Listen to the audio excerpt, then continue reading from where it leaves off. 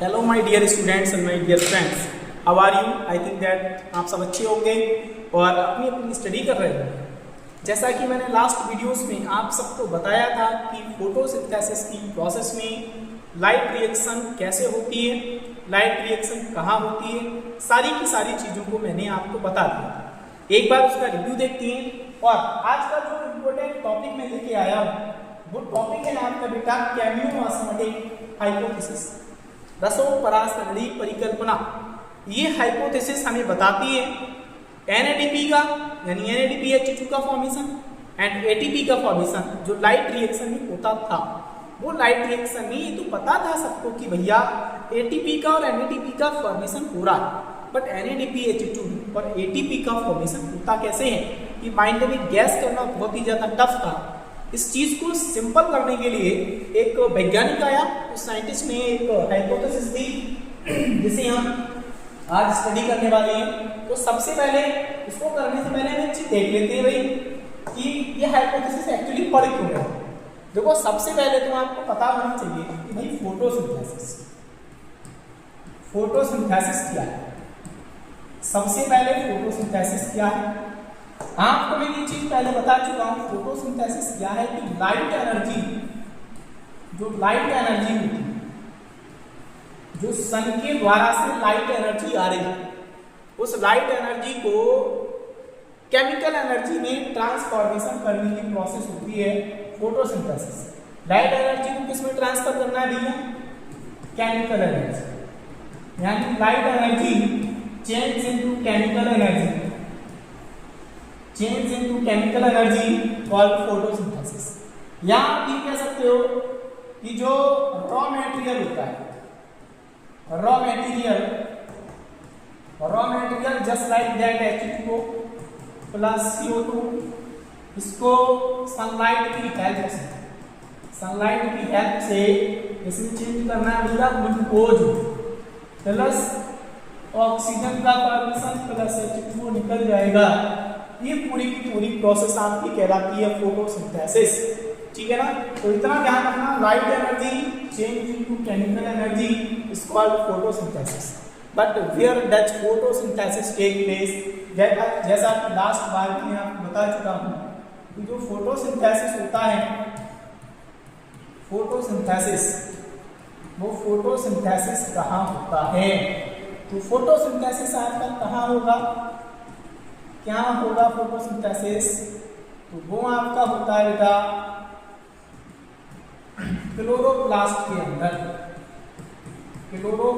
के अंदर होता है।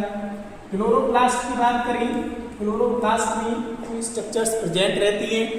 एक आपकी स्ट्रक्चर होती है बेटा ग्रेना, दूसरी स्ट्रक्चर आपकी होती है बेटा स्ट्रोमा।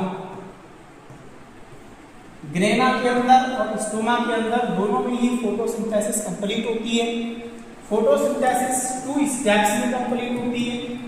एक आपकी होती है स्टेप फर्स्ट, एक आपकी होती है स्टेप सेकंड। स्टेप फर्स्ट की बात करें तो फर्स्ट स्टेप आपकी कहलाती है बेटा लाइट रिएक्शन। सेकंड स्टेप आपकी कहलाती है बेटा डार्क रिएक्शन। अगर हम लाइट रिएक्शन की बात करें तो लाइट रिएक्शन कहाँ होगा? ग्रेना के अंदर बेटा आपकी होती है लाइट रिएक्शन। तो लाइट रिएक्शन होगी तो ग्रेना के अंदर होती है, और इस लाइट रिएक्शन को लाइट की यानी कि सनलाइट की रिक्वायरमेंट होती है। सनलाइट की जब रिक्वायरमेंट होती है तभी लाइट रिएक्शन हो सकती है ग्रेना में, जबकि स्ट्रोमा में सनलाइट की कोई भी रिक्वायरमेंट नहीं होती है, यानी कि सनलाइट की रिक्वायरमेंट इस पे नहीं है, लेकिन इसमें सनलाइट की रिक्वायरमेंट होती है। ग्रेना स्ट्रोमा दोनों ही क्लोरोप्लास्ट के पार्ट होते हैं। सारी चीजें आपको मैं बता चुका था। फिर मैं आपको ये भी बता चुका था कि जो लाइट रिएक्शन है,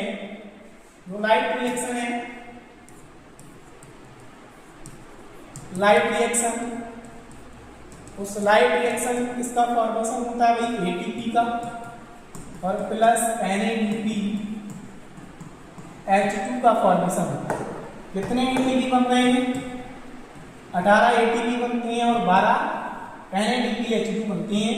अब इन दोनों का यूज कहाँ होगा, ठीक है ना, यूज कहाँ होता है, तो यूज इनका होता है बेटा डार्क रिएक्शन, ठीक है ना। तो डार्क रिएक्शन में ATP एंड NaDPH2 का यूज होता है। क्यों होता है यूज, क्योंकि ये है एनर्जी, दोनों के दोनों क्या है, एक प्रकार की एनर्जी की फॉर्म है, एनर्जी करेंसी बोलते हैं इसीलिए ATP एनर्जी की फॉर्म है। तो डार्क रिएक्शन में ATP और NADP की हेल्प से, मतलब NADPH2 की हेल्प से बेटा ग्लूकोज का फॉर्मेशन होता है, ग्लूकोज का फॉर्मेशन किया जाता है। और इस ग्लूकोज के फॉर्मेशन की प्रोसेस को हम पढ़ेंगे डार्क रिएक्शन में नेक्स्ट वीडियो में। लेकिन सबसे पहले आज का हमारा टॉपिक है 18 ATP और NADPH2 का फॉर्मेशन हुआ तो हुआ कैसे, कहाँ से हो रहा है, कैसे हो रहा है। माइंड में ये सारी चीजें जब तक फिट नहीं होंगी पढ़ने का कोई फायदा नहीं है, इसलिए मेहनत से आराम से लगे रहिएगा, ठीक है। स्टार्ट करते हैं। सबसे पहले तो आपको पता होना चाहिए ये रहा आपका क्लोरोप्लास्ट, ठीक है, सबको पता नहीं क्लोरोप्लास्ट है, ठीक है। क्लोरोप्लास्ट के अंदर क्या प्रेजेंट है, क्लोरोप्लास्ट के अंदर प्रेजेंट है ये थाइलेक्टाइड, एक थाइलाकॉइड हमने बाहर निकाल लिया, इसको आप इधर कर देते हैं, इसको हटा के इधर कर दो, और एक थाइलाकॉइड हम बाहर निकाल देते हैं। हमने एक थाइलाकॉइड बाहर निकाल लिया, बड़ा सा थाइलाकॉइड हमने ही बनाया, ठीक है। इस प्रकार से थोड़ी स्ट्रक्चर बड़ी इसलिए बनानी है क्योंकि हमें इसकी रिक्वायरमेंट पड़ेगी, ठीक है।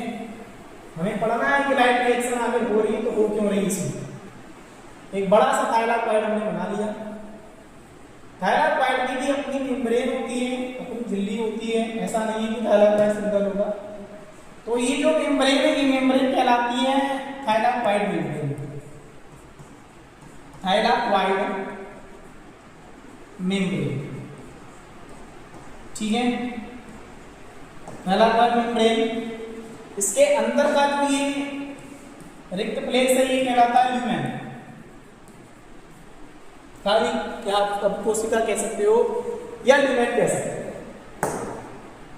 हम सपोज करते हैं और आप सबको बताया भी जा चुका है कि भाई पूरा का पूरा थाइलाकॉइड में बहुत सारे छोटे छोटे पिगमेंट इस प्रकार से प्रेजेंट है, बहुत सारे पिगमेंट प्रेजेंट है, जो पूरा का पूरा थाइलाकॉइड मेम्ब्रेन जो है पिगमेंट का ही बना होता है। और ये सारे पिगमेंट मिलकर के फोटो सिस्टम का फॉर्मेशन करते हैं, ठीक है। फोटो सिस्टम का फॉर्मेशन कैसे करेंगे, तो इस चीज को देखना बहुत ही ज्यादा जरूरी है। सबसे पहले हम देखेंगे कि एक फोटो सिस्टम यहाँ पे रखा हुआ है, फोटो सिस्टम सेकंड, एक फोटो सिस्टम यहाँ रखा हुआ है जिसका नाम बेटा फोटो सिस्टम फर्स्ट, ठीक है। पूरा का पूरा लाइट हार्वेस्टिंग कॉम्प्लेक्स बनता है, LHC बनता है। एक LHC ये हो गया और एक LHC यहाँ पर हो गया, जिसको हमने फोटो सिस्टम फर्स्ट और फोटो सिस्टम सेकंड में रिप्रेजेंट कर दिया, जो कि आप लोगों ने पढ़ा भी होगा, ठीक है, टाइटनेस, कोई बात नहीं। फोटो सिस्टम फर्स्ट में ऊपर आपका क्या रखा होता है भाई, इलेक्ट्रॉन एक्सेप्टर, इलेक्ट्रॉन एक्सेप्टर का रखा हुआ है। ठीक इसी प्रकार से यहां पर भी एक इलेक्ट्रॉन एक्सेप्टर रखा होता है, इलेक्ट्रॉन एक्सेप्टर यहां पर भी एक रखा होता है, ठीक है ना। इस चीज का ध्यान रखना। अब दोनों ही इलेक्ट्रॉन एक्सेप्टर अलग अलग होते हैं। यहां पर आपका होगा FD, इसको बोलते हैं फेरिडॉक्सिन, जो कि एक प्रकार का पिगमेंट ही है। और एक आपका यहाँ पर होता है प्लास्टोक्विनोन, ये भी एक प्रकार का आप क्या है, इलेक्ट्रॉन एक्सेप्टर है। कोई पूछ ले आपसे फोटो सिस्टम सेकंड में इलेक्ट्रॉन एक्सेप्टर कौन होता है, तो इलेक्ट्रॉन एक्सेप्टर होता है फोटो सिस्टम में फर्स्ट में, सॉरी सेकंड में plastoquinone, and photo system first में कौन होता है, फेरिडॉक्सिन, ठीक है, कोई बात नहीं। सबसे पहले आपको मैंने ये भी बता दिया था कि जो लाइट आती है, लाइट सन के पास से लाइट आई है, तो 2 टाइप्स की लाइट आपकी आती है, ठीक है। एक आपकी होगी जिसकी वेवलेंथ होगी 680, एक आपकी होगी जिसकी वेवलेंथ होगी 700 नैनोमीटर, एक है आपकी 680 नैनोमीटर, ठीक है। एक है आपकी 700 नैनोमीटर, ठीक। जो 680 वाली होती है उस लाइट को सबसे पहले कौन एब्जॉर्ब करता है भाई? फोटो सिस्टम सेकंड एब्जॉर्ब करेगा। इसने एब्जॉर्ब की लाइट, और जैसी लाइट एब्जॉर्ब करता ही इसके पास इलेक्ट्रॉन उत्तेजित होकर के कहां चला जाता है भाई? प्लास्टोक्विनोन के पास में चला जाता है। कोई बात नहीं, इलेक्ट्रॉन इसका निकल करके आ गया प्लास्टोक्विनोन के पास में। लाइट रिएक्शन में आपने पूरी की पूरी प्रोसेस पढ़ी है। कहां हो रही है पूरी प्रोसेस? ये थायलाकोइड मेम्ब्रेन के अंदर ही प्रोसेस हो रही है। इलेक्ट्रॉन प्लास्टोक्विनोन के पास पहुंच गया। इलेक्ट्रॉन एक्सेप्टर है, इलेक्ट्रॉन को लेता है बट इसका यूटिलाइजेशन नहीं करता है। इलेक्ट्रॉन को लेकर के आगे यहाँ पर प्रेजेंट होती है आपकी बेटा electron transport chain. Electron transport chain में क्या होगा? इलेक्ट्रॉन ट्रांसपोर्ट चेन में यहाँ पर प्रेजेंट आपका रहता है बेटा साइटोक्रोम B6, ठीक है। यहाँ पर आपका प्रेजेंट होगा बेटा साइटोक्रोम F, यहाँ है साइटोक्रोम B6 और यहाँ पर प्रेजेंट है आपका बेटा साइटोक्रोम F, ठीक है। यहाँ प्रेजेंट है आपका साइटोक्रोम F और यहाँ है साइटोक्रोम B6, कोई बात नहीं। अगली जैसे आगे बढ़ेगी इलेक्ट्रॉन ट्रांसपोर्ट चेन, आगे एक और पिगमेंट प्रेजेंट रहता है जिसका नाम होता है प्लास्टोसाइनिन, जिसको हम बोलते हैं PC। और PC डायरेक्ट कनेक्ट आपका किससे रहता है? फोटो सिस्टम फर्स्ट से। ये चीज ध्यान रखना। इलेक्ट्रॉन निकला प्लास्टोक्विनोन के पास में गया। प्लास्टोक्विनोन क्या करेगा भाई? इलेक्ट्रॉन का यूज तो नहीं करेगा, ये तो जाहिर सी बात है, बिकॉज उसको इलेक्ट्रॉन की रिक्वायरमेंट नहीं। वो आपके इलेक्ट्रॉन को वापस भेज देगा, आपके पास नहीं, मतलब फोटो सिस्टम सेकंड के पास नहीं भेजेगा, वो भेज देगा इलेक्ट्रॉन ट्रांसपोर्ट चेन। कोई बात नहीं, इलेक्ट्रॉन आ गया इलेक्ट्रॉन ट्रांसपोर्ट चेन में B6 के पास। कोई बात नहीं बेटा, B6 के पास आ गया। B6 के पास से कहां जाएगा इलेक्ट्रॉन आपका? साइटोक्रोम F के पास, ठीक है। साइटोक्रोम F के पास पहले आपका इलेक्ट्रॉन यहाँ आ रहा है, फिर इलेक्ट्रॉन यहाँ आ रहा है, फिर वहां से इलेक्ट्रॉन यहाँ आएगा, इलेक्ट्रॉन कहां चला जाएगा? फिर फोटो सिस्टम फर्स्ट के पास में। अब जैसे ही यहाँ से यहाँ पर इलेक्ट्रॉन आता है तो जहां प्रेजेंट आपका रहता है एक बहुत ही खतरनाक आइटम जिसका नाम है भाई NADP plus phosphate PI। Phosphate इसके पास है, NADP है, इसको चाहिए एनर्जी। अब एनर्जी इसको कहां से आने वाली है वो हम आगे देखते हैं, तो ये चीज ध्यान रखना। अभी तो हम नहीं करेंगे फॉर्मेशन। यहाँ पर NADP प्लस फास्फेट बैठा हुआ है, माइंड में इस चीज को रख लेना। इलेक्ट्रॉन आगे जाएगा प्लास्टोसाइनिन के पास में। प्लास्टोसाइनिन ने इलेक्ट्रॉन दे दिया फोटो सिस्टम फर्स्ट, इलेक्ट्रॉन इसने ले लिया, कोई बात नहीं। अब इसको भी एनर्जी चाहिए इस इलेक्ट्रॉन को ऊपर छोड़ने के लिए। यहाँ पर देखो भाई, अभी यहाँ पर क्या प्रेजेंट है? 680 nm वाली लाइट आ रही है, 700 nm वाली लाइट भाई एंट्री मार जाती है फिर यहाँ। अब यहाँ पर ये 700 nm वाली लाइट एंट्री मारेगी, यहाँ से यहाँ लेके नहीं आ रहे हैं अभी क्योंकि गंदा लगेगा थोड़ा सा, इतना तो आप भी जानते हो। यहाँ पर अगर 680 वाली जा रही है, ठीक है, 680, यहाँ पर कितनी वाली आ रही है भाई? 700 nm वाली लाइट, ठीक है। आपके समझने के लिए केवल लगा दी और कुछ, ठीक है। 680 nm वाली हटा देते हैं क्योंकि ये तो हमें समझ में आई गई है। 700 nm वाली लाइट यहाँ आ गई। 700 nm वाली लाइट जैसे ही फोटो सिस्टम फर्स्ट पर पड़ेगी, फोटो सिस्टम फर्स्ट से भी इलेक्ट्रॉन आपका निकलेगा और चला जाएगा कहाँ भाई? पेरिडॉक्सिन के पास में, ठीक है। पेरिडॉक्सिन कोई इलेक्ट्रॉन एक्सेप्टर है केवल, इसको करेगा नहीं, कोई बात नहीं। इलेक्ट्रॉन एक्सेप्टर है, इलेक्ट्रॉन को ले लिया इसने, कोई बात नहीं। इसके पास से बेटा आपका प्रेजेंट रहता है NADP इसके पास से प्रेजेंट हो, कोई बात नहीं।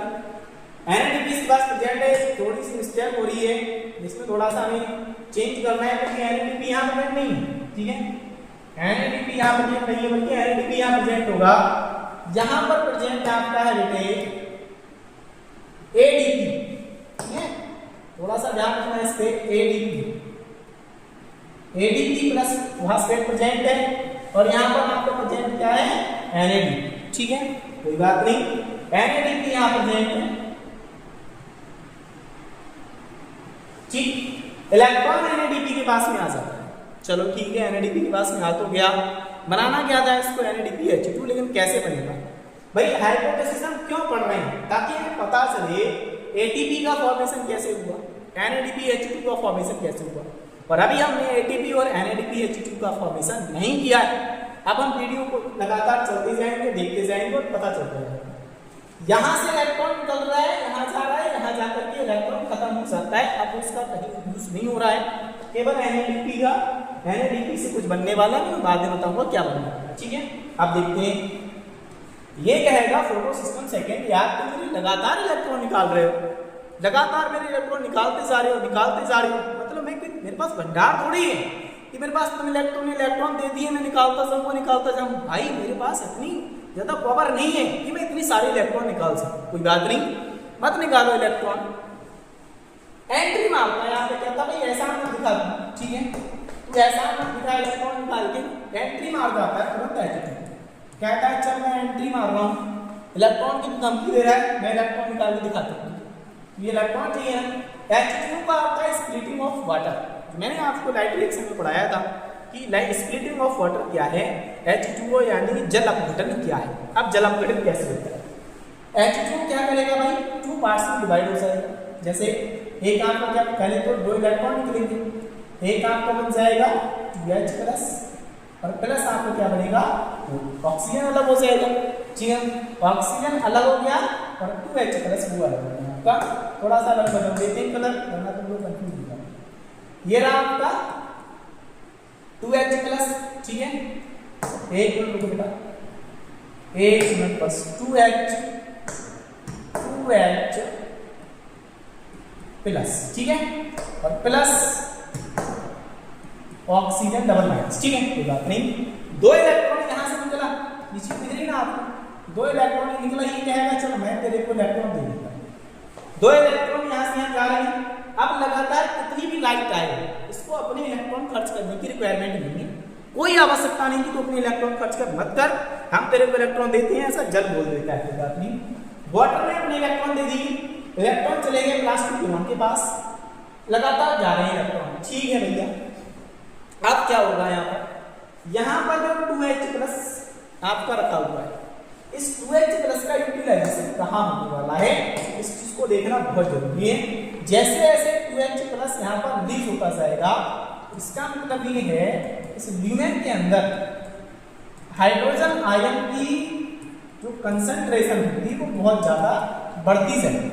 लगातार हाइड्रोजन रिलीज हो रहा है, कंसंट्रेशन लगातार इंक्रीजमेंट होगी, कोई बात नहीं। एक चीज का ध्यान रखना, ये जो थाइलेक्वाइड मेम्ब्रेन, ये थाइलेक्वाइड मेम्ब्रेन कहाँ भी बने हैं, क्लोरोप्लास्ट के अंदर ही तो ये थाइलेक्वाइड है, ठीक है। क्लोरोप्लास्ट के बाहर भी हाइड्रोजन आयन, अंदर भी हाइड्रोजन आयन, ठीक है ना। क्लोरोप्लास्ट में जो आपका स्ट्रोमा है उसके अंदर भी हाइड्रोजन आयन है, और जो अंदर थाइलेक्वाइड उसमें भी हाइड्रोजन आयन। क्यों, थाइलेक्वाइड के अंदर ये हाइड्रोजन आयन, अब इसके बाहर भी हाइड्रोजन आयन है, बाहर भी हाइड्रोजन आयन चालू है, ठीक है, कोई बात नहीं। हाइड्रोजन आयन बाहर भी है, हाइड्रोजन आयन नहीं, लेकिन लगातार अंदर स्प्लिटिंग ऑफ वाटर हो रहा है, तो कंसंट्रेशन अंदर ज्यादा हो जाएगी हाइड्रोजन आयन की, बाहर वाली कंसंट्रेशन वही रहेगी, ठीक है ना, इतना ध्यान रखना, कोई बात नहीं। अब बाहर वाली कंसंट्रेशन कम, अंदर वाली कंसंट्रेशन ज्यादा है, यहाँ होती है ऑस्मोसिस, और इसीलिए इसका नाम रखा गया है कैमियो ऑस्मोटिक हाइपोथेसिस।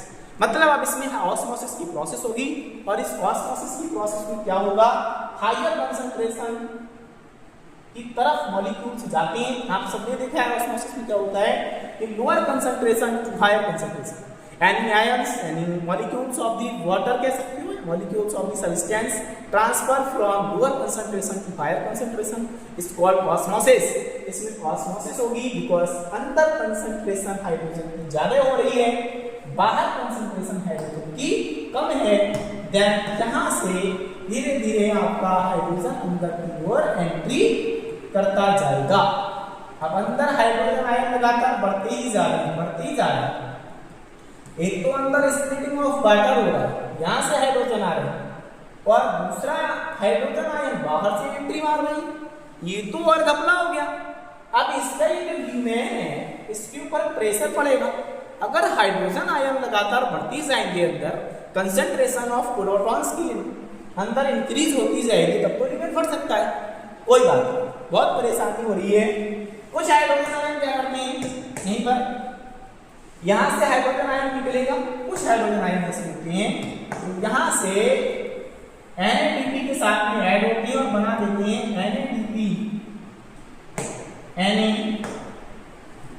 NADPH। ये NADPH का फॉर्मेशन हो जाता है।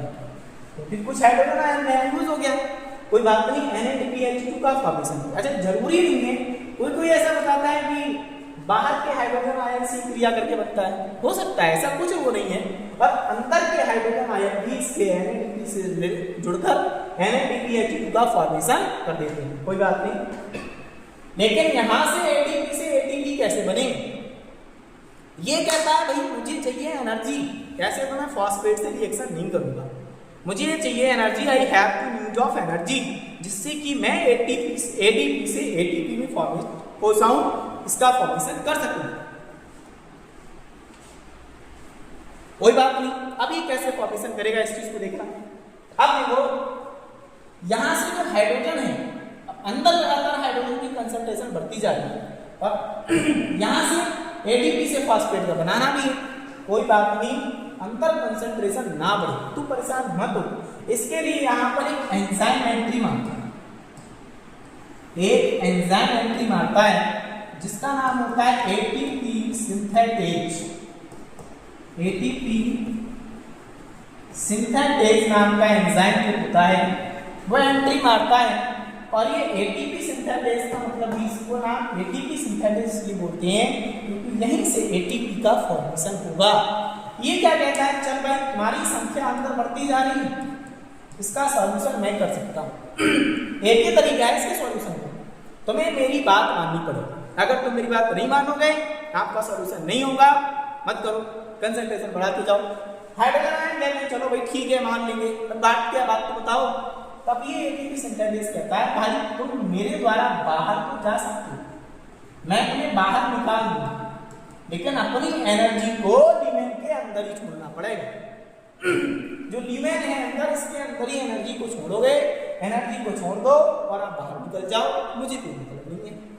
कहता है चलो भाई ठीक है, मजबूरी है, करें क्या, अंदर है हुए हैं, विस्फोट हो सकता है।